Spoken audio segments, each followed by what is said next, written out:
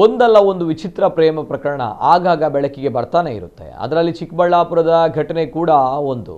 ಇವರಿಬ್ಬರು ಸಂಬಂಧದಲ್ಲಿ ಅಕ್ಕ ತಮ್ಮ, ಆದರೆ ಈಗ ಅವರು ಗಂಡ ಮತ್ತು ಹೆಂಡತಿ. ಶಶಿಕಲಾ ಮತ್ತು ಪ್ರವೀಣ್ ಕಳೆದ 3 ವರ್ಷಗಳಿಂದ ಪ್ರೀತಿ ಮಾಡ್ತಾ ಇದ್ರು. ಆದರೆ ಈ ಪ್ರೀತಿಗೆ ಮನೆಯವರ ವಿರೋಧವಿತ್ತು. ಇದರಿಂದ ಮದುವೆ ಬೇಡ, ನೀವಿಬ್ಬರು ಕೂಡ ಸಂಬಂಧದಲ್ಲಿ ಅಕ್ಕ ತಮ್ಮ ಆಗಬೇಕೆಂದು ಪೋಷಕರು ರಂಪಾಟ ಮಾಡಿದ್ದಾರೆ. ಬಳಿಕ ಮತ್ತೊಬ್ಬ ಹುಡುಗನನ್ನು ಹುಡುಕಿ ಯುವತಿಗೆ ಮದುವೆ ಕೂಡ ಫಿಕ್ಸ್ ಮಾಡಿದ್ರು. ಅಷ್ಟೇ ಅಲ್ಲದೆ ನಿಶ್ಚಿತಾರ್ಥ ಕೂಡ ಮಾಡಿಸಿದ್ರು. ಇನ್ನೇನು ಕೆಲವೇ ದಿನಗಳಲ್ಲಿ ಹಸೆಮಣೆ ಏರಬೇಕಾಗಿದ್ದ ಈಕೆ ತನ್ನ ಲವ್ವರ್ ಜೊತೆ ಓಡಿ ಹೋಗಿದ್ದು ಮಾತ್ರವಲ್ಲದೆ ದೇವಸ್ಥಾನದಲ್ಲಿ ಈ ಜೋಡಿ ಮದುವೆಯಾಗಿದೆ.